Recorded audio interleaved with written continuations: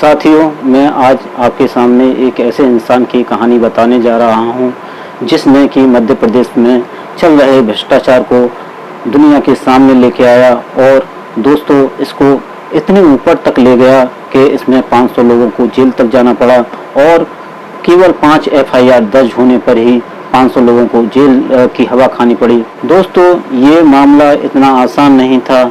आशीष चतुर्वेदी को बहुत कुछ इस मामले को सामने के लिए खोना पड़ा। इसके भाई की जान भी चली गई, इसकी माता का देहांत हो गया और इसी कारण ये मामला इतना उछला कि व्यापम घोटाले को एक दुनिया के सामने ला दिया।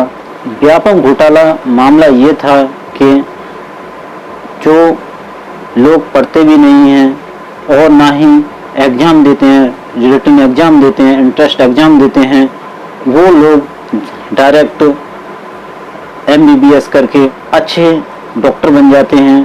तो ये किस तरीके से संभव हो पाता है, इस चीज़ को इसने दुनिया के सामने लेके आया और दुनिया को ये दिखाया कि बाकी में ही फर्जी तरीके से डॉक्टर बना जा सकता है।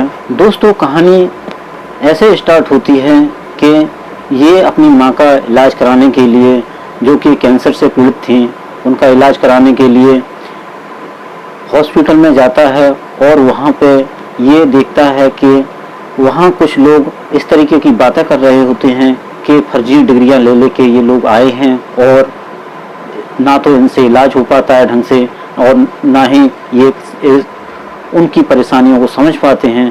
तो जब इस चीज़ को आशीष चतुर्वेदी को पता लगा तो उसने छानबीन करना शुरू कर दिया और छानबीन करने के साथ साथ उसने डॉक्टरों से ऐसी दोस्ती बनाना शुरू कर दिया कि वहाँ पे जो है उसने फ्रेंडली माहौल क्रिएट कर लिया। तब उसे जब डॉक्टर से दोस्ती हो गई तो डॉक्टर ने इस तरीके से उसको कहानी बताई कि मैं किस तरीके से मैं फर्जी डॉक्टर बना और किस तरीके से मैं जो है यहाँ तक आया। और उसके बाद में मैं इस हॉस्पिटल में देखो मरीजों का इलाज कर रहा हूँ। तो जब पूरा मामला उसके सामने आया तो उसने इस मामले को वो समझा और समझने के बाद में उसने इंक्वायरी शुरू कर दी और इंक्वायरी शुरू करते करते इस हद तक इंक्वायरी शुरू कर दी कि उसने जो डॉक्टरी से संबंधित घोटाले होते थे, जो एंट्रेंस के बिना ही डॉक्टर बना दिए जाते थे, उनको उस घोटाले को वो सामने लेके आया और दुनिया को ये दिखाया कि बाकी नहीं कि डॉक्टर जो है फर्जी तरीके से आ सकते हैं। साथियों, जब ये मामला चल रहा था तो मध्य प्रदेश कोर्ट को ये लगने लगा कि इस आदमी की सुरक्षा भी उतनी ही ज़रूरी है जितने कि ये केस ज़रूरी है। तो कोर्ट की तरफ से ये आदेश कर दिए गए कि आशीष चतुर्वेदी को पुलिस प्रोटेक्शन दी जाए। लेकिन आप तो जानते हैं कि एक साइकिल से चलने वाले आदमी जो कि साइकिल से पूरे दिन चलता है, उसकी पुलिस प्रोटेक्शन करेगी। लेकिन कोर्ट का आदेश था तो इसलिए पुलिस को करना ही था।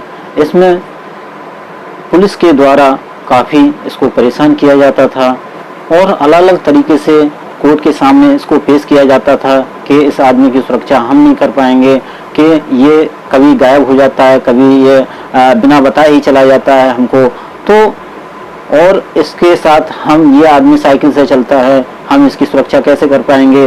तो पुलिस वाले जब कभी पीछे बिठा लिया करते थे साइकिल पे, कभी आगे बिठा लिया करते थे, उसमें भी ये इसके सामने काफ़ी दिक्कतें रहीं कि पुलिस वाले इसको प्रोटेक्शन नहीं देना चाह रहे थे कि हम एक छोटे से आदमी को कैसे प्रोटेक्शन देंगे। लेकिन कोर्ट का आदेश था और उनको कोर्ट के आदेश का पालन करना था।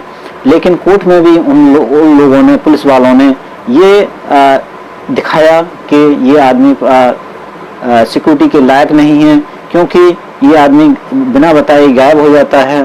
तो ऐसे आदमी को हम प्रोटेक्शन कैसे दे सकते हैं। लेकिन पुलिस को कोर्ट का आदेश होने के कारण इस आशीष चतुर्वेदी को प्रोटेक्शन देनी पड़ती थी और वही बात उनको बहुत बुरी लगती थी कि हम एक छोटे से इंसान को प्रोटेक्शन दे रहे हैं।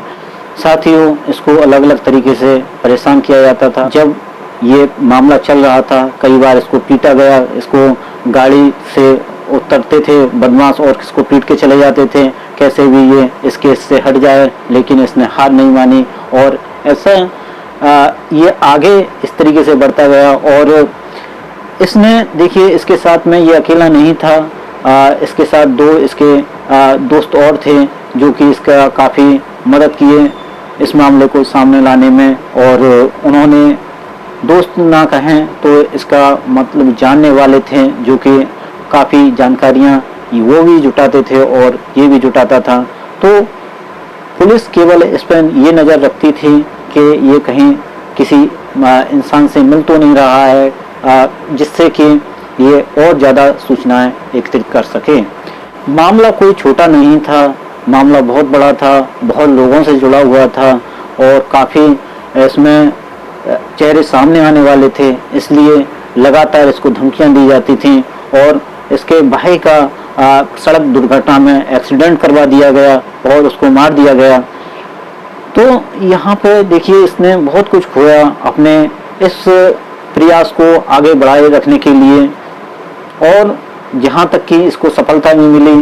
कई बार तो उसे ऑफर भी मिलने लगे, कहाँ इस मामले में पड़े हुए हो और देखो मौज लो, ये मौज लेने का समय है तुम्हारा, कहाँ तुम जो है किस मामलों में फंस गए हो, क्या अपनी ज़िंदगी खोना चाह रहे हो, क्या अपने परिवार को परेशान देखना चाह रहे हो। लेकिन इसने ये सब ना सोच के उस मामले को इतनी गंभीरता से ले लिया और ये दुनिया के सामने लेके आया। ये उस समय का सबसे बड़ा मामला था जब शिवराज सिंह चौहान की सरकार चल रही थी। आज भी दुनिया में कुछ लोग ऐसे हैं जो कि सत्यनिष्ठा के लिए, ईमानदारी के लिए सब कुछ खोने को तैयार हो जाते हैं, अपने परिवार को खोने को तैयार हो जाते हैं। और उनको हम जैसे लोगों को उनको आगे बढ़ने के लिए, उनको प्रेरित करने के लिए काफ़ी मदद करनी चाहिए, उनका हर समय प्रयास करना चाहिए, क्योंकि यही वो लोग होते हैं जो कि एक नया भारत बनाने में मदद कर सकते हैं। साथियों, जिस व्यापक घोटाले को सामने लाने के लिए आशीष चतुर्वेदी ने बहुत कुछ खोया, क्या आप उसको इतना सरल समझ रहे थे? लेकिन इसने अपने प्रयासों से उसको सामने लेके आया, उसको दुनिया के सामने ला के रख दिया। पूरे हिंदुस्तान में ये पहले नंबर का ऐसा घोटाला निकला कि जो कि बहुत बड़े स्तर पर होता चला आ रहा था बहुत लंबे समय से, और जिसकी कि किसी को पता भी नहीं थी। और फर्जी डॉक्टर बनते ही चले जा रहे थे।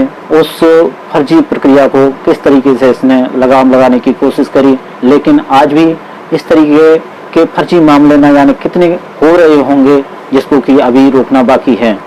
तो मैं आपसे और आशीष चतुर्वेदी और उन दो साथियों के लिए जो कि इसकी हेल्प करे, उनके लिए मेरा प्रणाम है। और आप लोगों को भी उन लोगों का धन्यवाद करना चाहिए जो कि इस तरीके के मामलों को सामने लेके आते हैं और लेके आएंगे। आशीष चतुर्वेदी के लिए ये मेरा सैल्यूट है। और मैं इसी के साथ मैं इस वीडियो को समाप्त करता हूं और फिर मिलता हूं एक नई वीडियो के साथ।